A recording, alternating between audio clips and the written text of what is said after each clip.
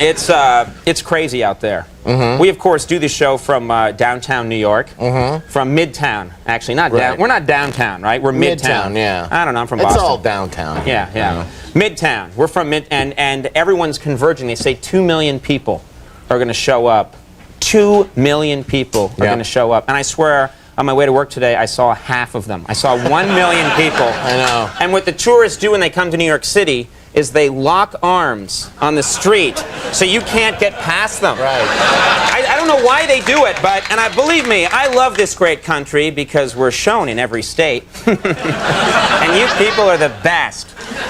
But when they come here, there's something about it. Have you noticed this? They all lock arms with each other, and there's like 9 in a row, and they're going, oh gosh, oh golly. Yeah. And you're behind them pounding. Right. I was pounding on a guy's jacket today on the back. He was like, hey, who's back there? Watch it there. And they walk around. I know somebody said this once, that like the sidewalks in New York, those are our highways. It's like if you were driving through Atlanta and you just screeched to a halt in the middle of 4 lanes and went, gosh, look at that tree. You know, it's sort of the same thing. It's you got to keep it moving, folks. Got to keep it moving, but they stop. The Rockefeller Center tree is a magnet. Are there no other trees in America? I've never seen. Yeah, they put a couple of lights and stuff on it. I think they have those other places too, but everyone's like, I gotta get to the tree. It's like zombies headed for the tree. They've got flesh and blood on their mouth. And they just they're all making their way towards that tree, and then they get there and they look at it. Yeah. So, I don't know. I mean, and you accuse me of not being in a holiday spirit. Yeah. I just called everyone who's in the holiday spirit a bunch of flesh-eating zombies. Yeah. Richter, you got to get in the spirit. Well, a lot of people are kind of worried about what's going to happen. Yeah, there's all kinds, this Y2K, everyone's terrified. Exactly. Some say that when the clock hits midnight on New Year's, the so-called millennium bug is going to kick in. It's going to shut down computers. It's going to disrupt social services. It's going to create havoc. People think that maybe something's going to, that there might be some kind of chaos from another country or something. No one knows. Right. No one knows what's going to happen. So we thought that we'd help our viewers tonight prepare for any problems that might arise in a little segment we're going to call Y2K Survival Guide.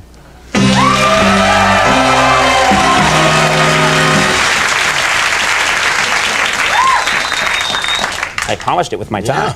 And we'll never get to use it again. I know. This is important. We should do this. I mean, first of all, despite an increased risk of terrorist activities, and I mentioned this before, more than ever, like 2 million people are expected in Times Square on New Year's Eve, despite all the worries about what might happen. Well, folks, if you're planning on being near Times Square, there are some places you might not want to be standing in front of, just in case, there is some problem with a terrorist. Yeah. First of all, don't be standing near the Revenge for the Gulf War shoe store. Stay away. Also, steer clear of America is the Great Satan Pizza. That's excellent calzones. Very good calzones. Still, stay clear. And be sure to steer clear of that brand new bar. I love it, but don't go there. Explodies. It's just not a good idea. Many's the time I've had to drag you out of Explodies. Oh, hell of a happy hour at Explodies. You're smoldering. Yeah. Now, many people may not know that some of the most basic home appliances use computer technology. Ones that you wouldn't think would have computers in them. Well, be prepared if, after midnight on January 1st, some of your most trusted machines become a little unpredictable.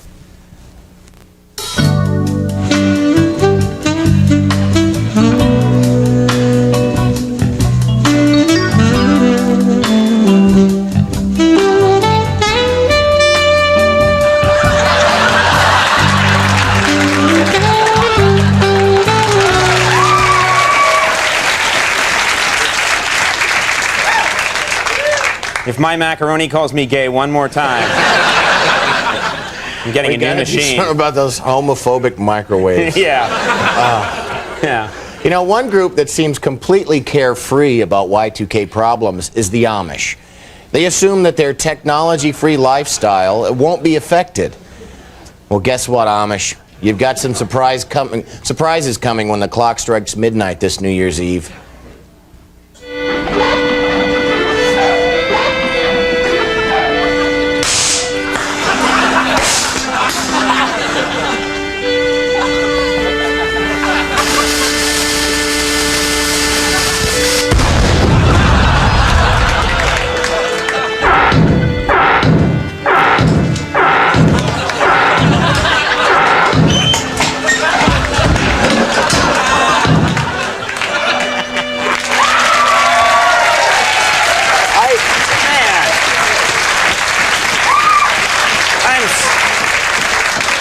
I'm sorry, but the Amish build a crappy robot. Yeah. I can't say for sure, but I think that Amish robot was drunk.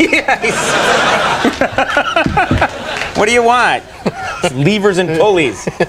You know, folks, be prepared for some big cultural changes as a result of Y2K, especially if you're a fan of controversial rapper Puff Daddy, who I mentioned earlier. Think about this. If computers fail, Puff Daddy won't be able to sample other people's music for his records. That's right. Here's how an upcoming Puff Daddy CD might sound like without computer sampling. Hell yeah.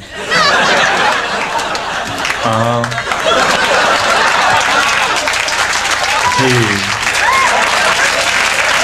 Why?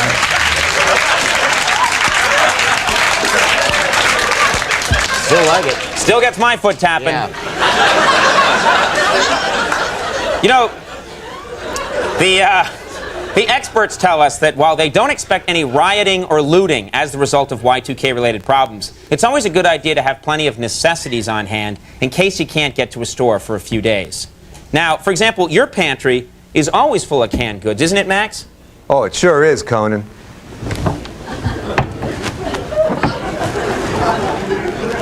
You see, face it, folks, you just can't have too much booty lube.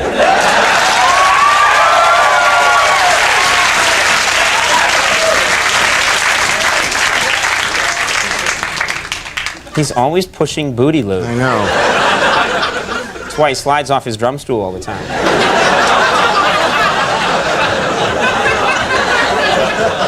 Don't turn on me. I'm the only friend you have. Maybe. All right. You know, one potential Y2K problem that many people are worried about is a massive power outage at midnight. New York's electric company wants to alleviate any fears and concerns New Yorkers might have about a blackout. So here to answer any questions you might have is Con Edison's very own answer man, Wally Watts. Listen to him. There'll be no power! We're all gonna die! Get out of the city!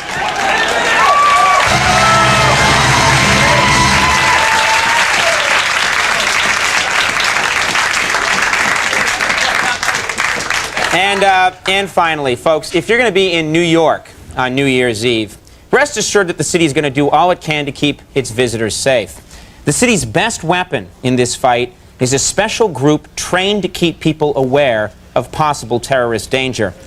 I'm talking, of course, about New York's elite squad of Jeff Foxworthies. That's right, hundreds of them will circulate among the crowds on New Year's Eve, educating people about terrorism. We have 3 of those brave Jeff Foxworthies with us here tonight. Gentlemen. If the guy next to you has a towel on his head and there's a fuse coming out of it, he just might be a terrorist. If at midnight you yell yeehaw and the guy next to you yells jihad, he just might be a terrorist.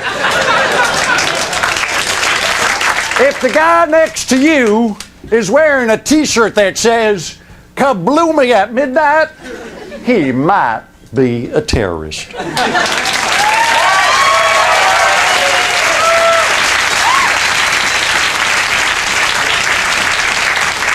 So, folks, be on the lookout for those 3 Jeff Foxworthies. That last one's kind of scary. I know. He looks nothing like Jeff Foxworthy. Who the hell are you? Oh, good help. So hard to find. All right, we're going to take a little break, folks. Stick around, though. When we come back, LL Cool J going to be joining us.